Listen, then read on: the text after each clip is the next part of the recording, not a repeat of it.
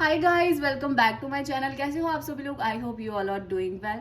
आई know ये मेरे blogs काफ़ी देर के बाद आ रहे हैं, बट जितनी देर के बाद आ रहे हैं ये उतने ही स्पेशल हैं, क्योंकि मैं आई हूँ राधा रानी और हमारे प्यारे से ठाकुर जी की नगरी यानी कि वृंदावन मथुरा में। तो हम कल यहाँ पे पहुँचे थे और पूरा दिन ट्रैवलिंग में हो गया, इसलिए मैं थक गई थी, मैंने कुछ भी रिकॉर्ड नहीं किया। बट जिस टैक्सी ड्राइवर ने हमें होटल में ड्रॉप किया था स्टेशन से, वो बोल रहे थे कि टेम्पल्स जो है वो 8:30 तक खुल जाते हैं, बट आज संडे है तो as you all know Sunday को काफ़ी ज़्यादा रश होता है, तो इसलिए हम जल्दी जल्दी रेडी हो रहे हैं। और गाइज आपको मेरे पूरे जो वृंदावन के ब्लॉग्स हैं उनमें राधे राधे सुनने को मिलेगा। आप लोग भी मेरे कमेंट में राधे राधे ज़रूर लिखना और मेरे ब्लॉग्स इंजॉय करना, खूब सारा प्यार देना और मेरे चैनल को सब्सक्राइब करना मत भूलना। इसलिए अब मैं जल्दी जल्दी रेडी होके आपसे मिलती हूँ। Okay bye. Radhe Radhe guys, तो अब मैं हो गई रेडी, तो जा रहे हैं टेम्पल्स को। जैसे कि मैंने बताया था कि 8:30 बजे खुल जाते हैं और 8:30 बज ही चुके हैं, तो आज काफी ज्यादा रश होगा, तो अब हम निकलने लगे। गाइस क्या पता कुछ कुछ टेम्पल्स में कैमरा अलो ना हो, तो मैं आपको अंदर का नहीं दिखा पाऊंगी, बट बाहर का मैं आपके साथ जरूर शेयर करूंगी।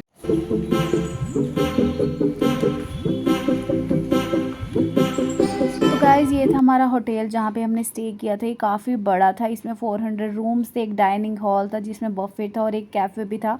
और इस होटल के सामने से जो सुबह सुबह महाराज प्रेमानंद जी हैं वो सुबह परिक्रमा करते हैं, तो इसीलिए भी हमने ये बुक किया था ताकि हम सुबह सुबह उनके दर्शन कर पाएँ। तो अभी हम जा रहे हैं कहीं घूमने। इस होटल का नाम था आनंद कृष्णावन होटल।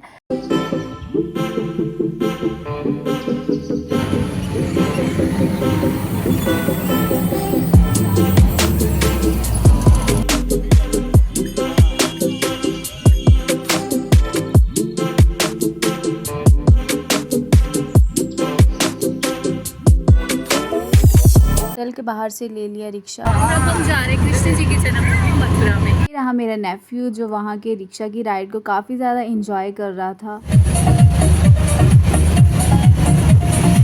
जैसा कि आप देख रहे हो रिक्शे के पीछे कितनी ज़्यादा टू व्हीलर्स आ रहे हैं, बट हेलमेट किसी ने नहीं पहनी, हार्डली कोई 10% लोग ही पहने।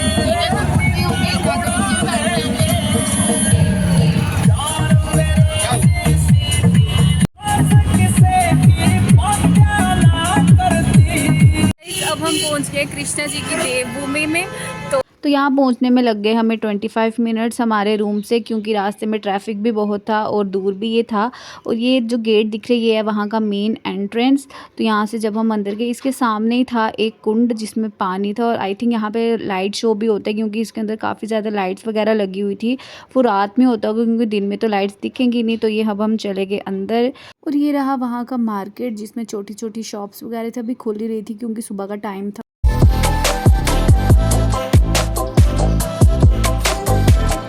गाइस जैसे कि आप देख सकते हैं हम पहुंच गए और गेट पे लिखा भी हुआ है श्री कृष्ण जन्मभूमि। रश भी धीरे धीरे बढ़ रहा था, बेशक सुबह का टाइम था बट लोग आ रहे थे।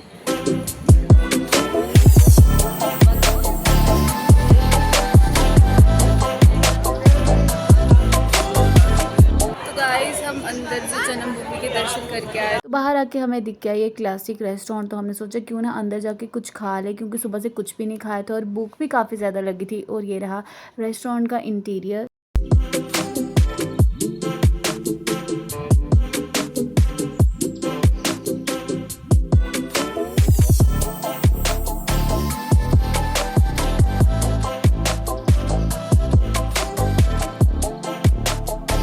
रेस्टोरेंट में मैंने खाया परोंठी विद दही और साथ में मैंने पी ली कोल्ड कॉफ़ी, क्योंकि बाहर बहुत ज़्यादा गर्मी थी। और अब हम जा रहे थे यहाँ से गोकुल में, जो कि था यहाँ से लगभग 15 से 20 मिनट की दूरी पर।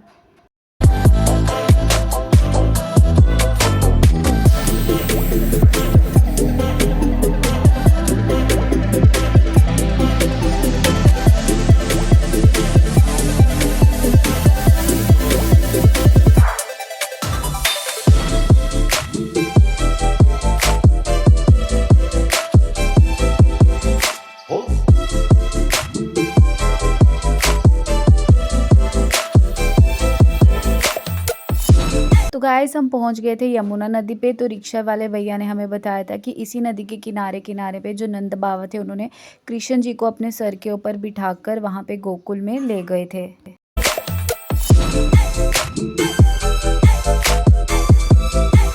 जब हम वहाँ पे पहुँचे तो बहुत सारे गाइड्स वहाँ पे खड़े थे, तो उनमें से एक हमारे साथ भी चल पड़े, जिन्होंने हमें बताया पूरा कि यहाँ पे क्या क्या हुआ था।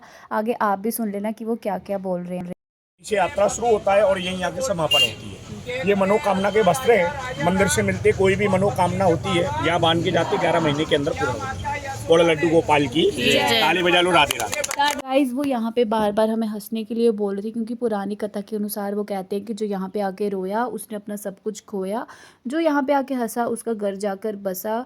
क्योंकि वो बोल रहे थे कि सुदामा जी भी यहाँ पे आके रोए थे, तो फिर उनको कई सालों तक अपनी लाइफ में दुख वगैरह ही देखना पड़ा था, तो इसीलिए यहाँ पे आके रोना नहीं होता, हमेशा हंसना होता है। और ये जो मंदिर है यहाँ पे वो बता रहे थे कि मीराबाई जो है वो यहाँ भजन वगैरह किया करते थे, बट अब यहाँ पे लेडीज़ वगैरह भजन करती है, जिनका कोई सोर्स ऑफ इनकम नहीं होता, तो इनकी एक ट्रस्ट है, वो यहाँ पे उनका पालन पोषण करते हैं।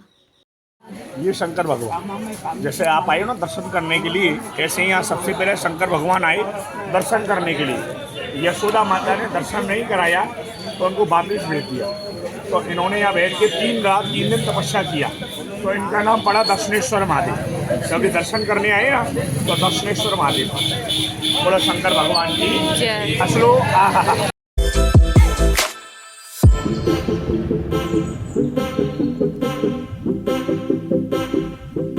उन्होंने हमें बताया कि बचपन में जो कृष्ण जी अपनी मटकियाँ वगैरह तोड़ते थे माखन खाने के लिए, तो वो यही एरिया, टीवी वगैरह में भी यही एरिया बताया जाता है। यहाँ से हमने ले लिए फूल अंदर चढ़ाने के लिए और हम चले गए अंदर। वासुदेव भी लेके आए ना कृष्ण भगवान को, यमुना पार करके वो यही लेके आए, कृष्ण को दे गए और योग माया को ले गए। आगे अंदर सोने का झूला, वही झुलाने के लिए दुनिया आ गई। बोलो लड्डू गोपाल की असलो आहा। गाइस हम आ गए थे अंदर के दर्शन करके और अब हम जा रहे थे अपने होटल की तरफ।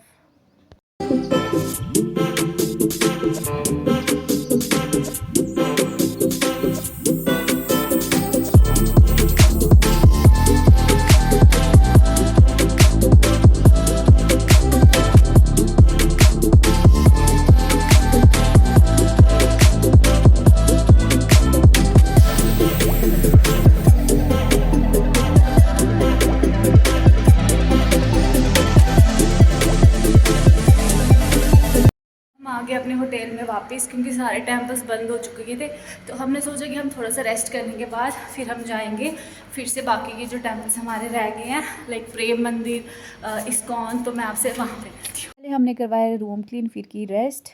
तो गाइस हमने रेस्ट कर लिया है, तो अब हम जा रहे हैं इस्कॉन, देन हम जाएंगे प्रेम मंदिर।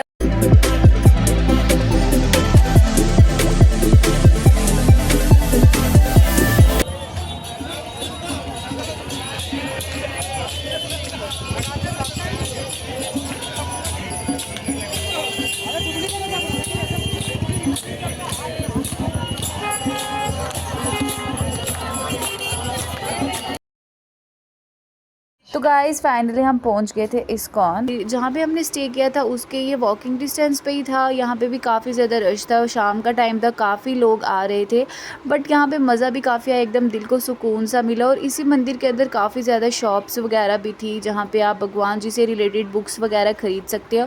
और गाइस हम जिस मंदिर में भी जा रहे थे, हमारा पता नहीं टाइमिंग सेम था या क्या हमारा लक था, उसी टाइम आरती शुरू हो रही थी। जब हम इस मंदिर में पहुँचे, हमने एक राउंड ही लगाया, तो वैसे ही यहाँ की आरती भी शुरू हो गई।